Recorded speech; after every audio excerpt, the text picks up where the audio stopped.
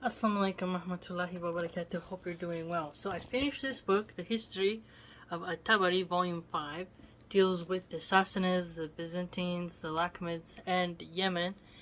And what I really like about this text is that you never know what's coming, and you see a lot of lineages in here. And I think you learn quite a lot about the Persians, to be quite honest with you. I didn't know they had such a long history, and we don't really learn about them that much in Western education. And the other thing was helpful was there was maps in there. And I don't want to spoil anything for you, okay? But the way the men were was just like, wow, that's intense. Like, just, okay, now I understand authors, maybe they embellish a little, or they omit certain things, but at the same time, when there's a consistent pattern, you can deduce that there's some truth in there. And it's just so cool because their fierceness and just how many wars there were and how dangerous it was to become a ruler of the Sassanids. I mean, talk about getting murked. If you think American politics is brutal, I mean, this has changed my way in which just like when you read things about ancient Rome and you're like, they was wild back then, you know? You read the Sassanids and you're like, yeah, maybe I wouldn't want to be a ruler back then. But they had this interesting description about what kind of woman they were looking for. And I won't spoil it for you. Obviously, there's the beauty aspect, which is pretty typical. But the behavioral aspects was quite fascinating because I say that I try to be more stoic. And I remember there was a Muslim brother who I won't name who said, that's masculine. But when you read at what the Sassanid ruler was sending out, that many used for generations to find the kind of woman they wanted, it's basically describing a very stoic woman who isn't combative. And one thing I found really interesting was he described a woman who gets red-cheeked and is eager to have intimacy, but is also fine when you don't want it. And I found that to be quite interesting because it reminded me of when one guy, I want to say Bert Kreischer, but I don't want to attribute it to the wrong person. I remember one time in a podcast, he said it years ago, that a woman, when he became impotent and he couldn't perform, that she started insulting him and berating him, and how after she did that, he was like, that's it, you know? And I realized that there are some women who, when it doesn't go as long as they want or how they want, and it doesn't happen whenever they want, they become very aggressive. And then I remember how a man, a brother in Islam, can discipline his wife by withholding her intimacy rights, right? It's not going in her bed, right? And then I thought about how there's the two angels cursing hadith where, you know, if your husband's not pleased with you, and how if you flip that, a woman wouldn't like it if she was constantly being turned down. And like, how would a woman feel if her husband was always telling her no?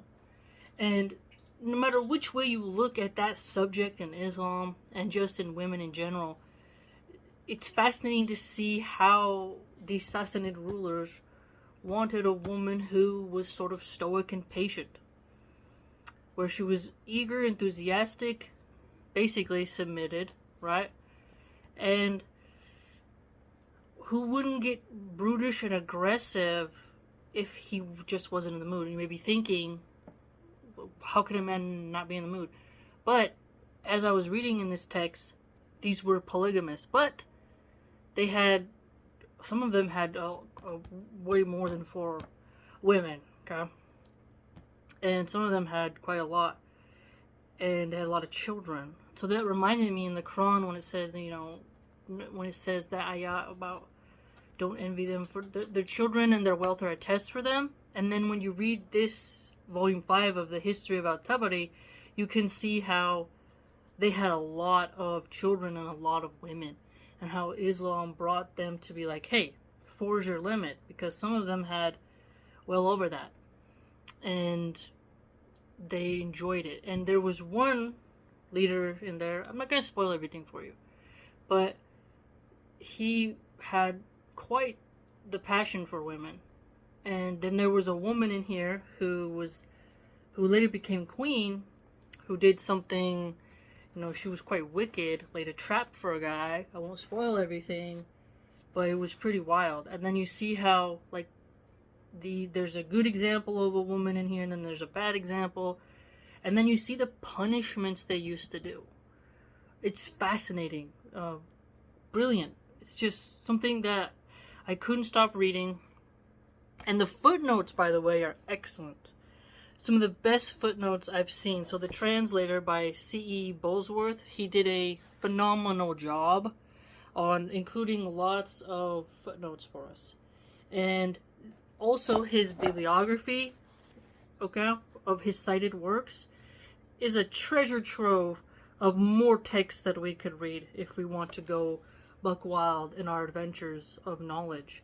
And his index is very organized as well. I mean, just learning about Kisra, Abaroes, and then you had, there was one of the really cool one here. Ardashir? I don't want to misplace his name. Hold on. Pardon me. Oh, where did he go? Ardashir the First. Yes. And then you learn a lot about the Zoroastrians. There's some stuff in here about the Jays, the Christians, and it's really cool, you know. I didn't know much about the Zoroastrians, but apparently there was just a lot of fire worshippers. And it's just so awesome. I wrote down a lot of names. I mean, there's a lot of people that have Bahram and Hormuz. The Persian names are sometimes difficult to pronounce, but they are very nice, like Ardashin bin Babak, Bahram bin Hormuz, Hormuz bin Sabur, Sabur bin Ardashir. Like, you'll see a lot of bin, son, and this really solidifies, like, lineages. And I thought that was pretty cool. There's also poetry in here, which I loved, because you get to see, like, how did these people write their war poetry, and I found that to be quite awesome. And subhanallah, it's fascinating. And so I'm not going to spoil everything for you, but if you want to get this book, I highly recommend it. I have another volume. When I first bought these, I bought them out of order, but inshallah, when it's within the budget, I will read them in order, because I think that'd be really awesome. That way you don't lose some. But inshallah, I hope to have the full library of Tabari, because the translator and the writers do a fantastic job to where the sentence flow is, you breeze through it, just kind of like how I described when I would read hadith, like in the big summary of Sahih Abu Bukhari that I read. There's a smoothness to it, and you know you have like a good text, in my opinion, when it's smooth. Like, you just kind of you can't stop putting it down.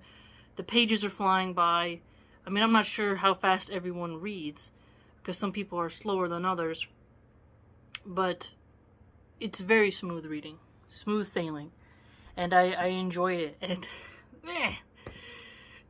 the very masculinity was in the Sassanid Empire. You're like, there was a time where things were much different, and now you just look at like the drag queens today and the soy boys and the eunuchs, and you're just like, wow. I mean, I don't want to spoil too much for you, but I highly recommend reading it. I used to, when my little one would take a nap, you know, I would scroll Instagram, maybe look at some nice architecture stuff, some sushi stuff, you know, scroll a little Twitter for political news. But instead, I switched my routine up, and while she's sleeping for an hour, 15, hour and a half, I read instead. So that's what I did, because I already read a lot, but I thought, let me squeeze in more. And so I finished this, I wouldn't say fast, but I would say within a reasonable time frame. And I did lots of annotations and put little tabs in there and stuff, so I can go back to it. Maybe in the future I'll read it on the channel, but I don't want to spoil too much for you, but it's just fantastic. And you'll need to annotate, I'd argue, when you get it, because you gotta remember people's names, you know. But truly a great read. And I'm glad that I took the time to do that. So take care, and until next time,